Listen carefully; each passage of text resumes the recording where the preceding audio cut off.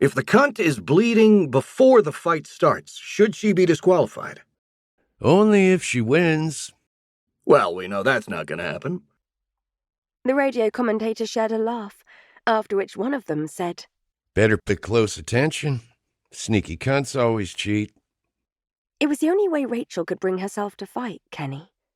When the arena boomed with the sound of his name, a river of guilt filled her heart. With the American flag glistening in the arch over her head, she'd placed one foot in front of the other, like a robot on autopilot, until fans of the Confederacy started to shout, "Kill the bitch! Kill the bitch!" That, she reminded herself, is what I'm about to fight. as if reading her mind. Another chant rose in response. Resist! Resist! Resist! Rachel balled her hands into fists and raised her arms in the air, and her side of the arena erupted with the cheers of thousands. These were her people, Rachel's people, supporters of the American team.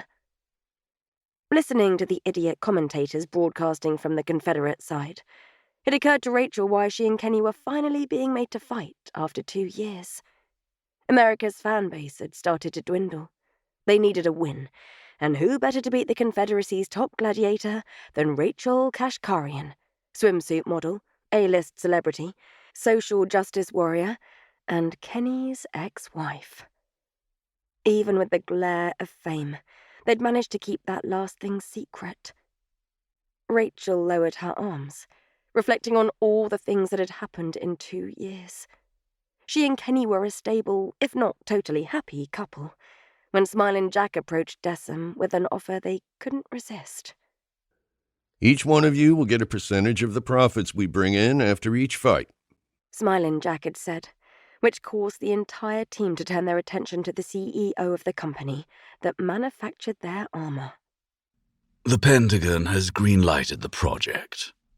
Bryce Samuels was head of human robotics, but being that they manufactured weapons, their tech was strictly regulated. We're the only people physically capable of wearing the suits. Rachel had pointed out. So this Coliseum can't exist without us. That's why Smiling Jack put in. we're willing to pay you handsomely. To this day, Rachel has no idea how Jack pulled it off. Very few countries were allowed to buy these weapons, and here Jack was, using that tech to make a fortune on TV. That meeting had been in Dubai, but she suspected the Saudis had something to do with it. Whatever the case, the money was excellent. Rachel and Kenny hadn't realized they were required to join opposite teams until after it was explained that all the white males in Decem had to join the Confederate side. I doubt we'll ever face each other. Kenny had said. I'll beat your ass if we do.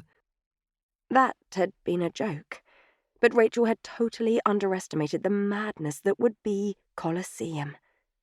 All the touring seemed like a burden at first, until Rachel finally owned up to the reality that she wasn't doing it for the show.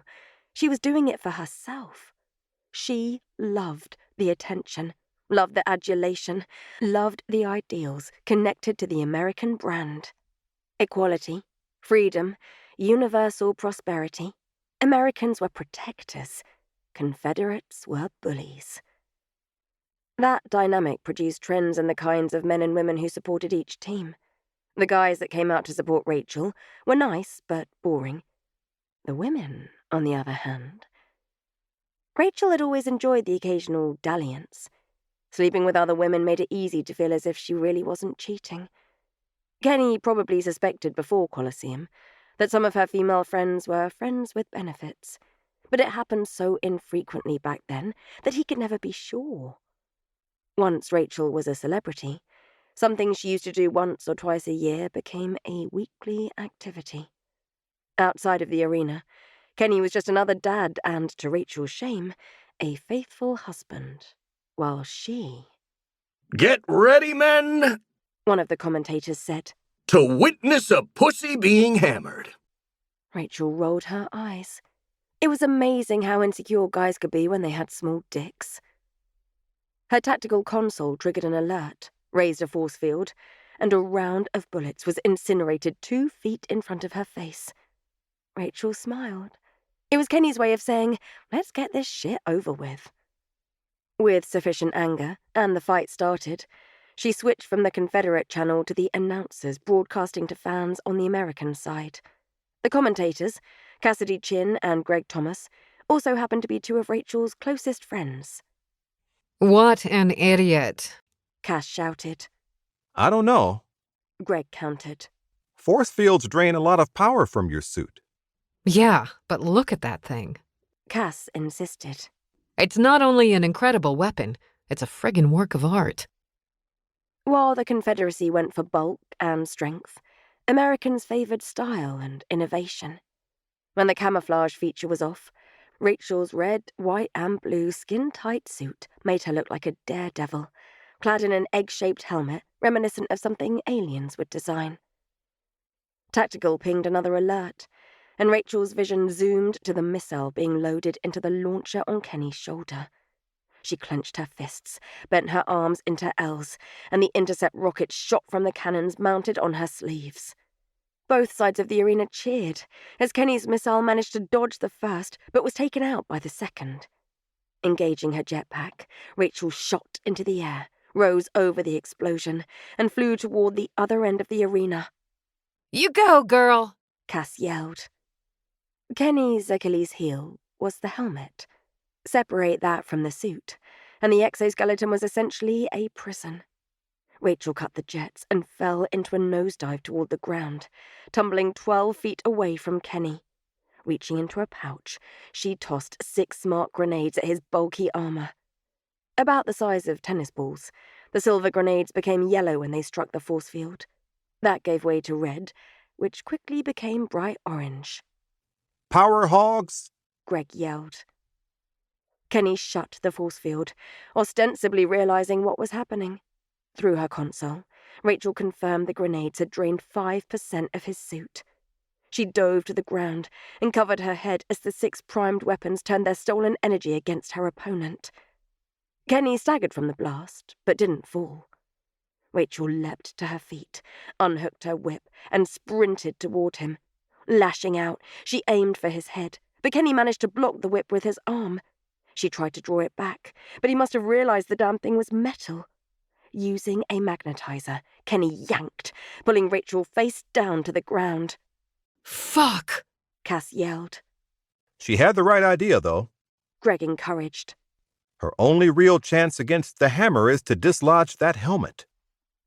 Without the suit, Kenny was 6 feet tall, but almost 7 when he had it on. As he sprinted forward like a charging rhinoceros, each leg struck the ground with a massive boom.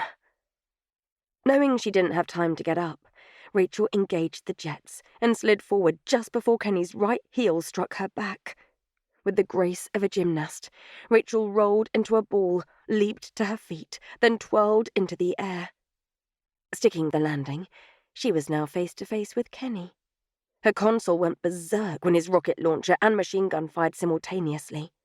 Wrapping the force field around herself like a tube, Rachel used the jet to shoot forward, only to turn it off once she was through the storm of ammunition and had arched over his head. Tapping the back of his helmet, she dove toward the ground, landed on 2 feet, turned, and released another pair of grenades. Kenny rolled, then hopped into a crouch. The force field was triggered automatically, but this time he was quick to turn it off. Figuring he would, Rachel barreled toward him, holding a rope with both hands by the time the grenades detonated with a pop. Propelled by the jets, Rachel rose in an arc toward Kenny's neck. The rope was 2 feet away from his head when Kenny reached up and grabbed it. In contrast to the unfortunate design of Kenny's suit, Rachel's helmet didn't leave her face exposed. Her bond with Kenny was the thrill of the fight.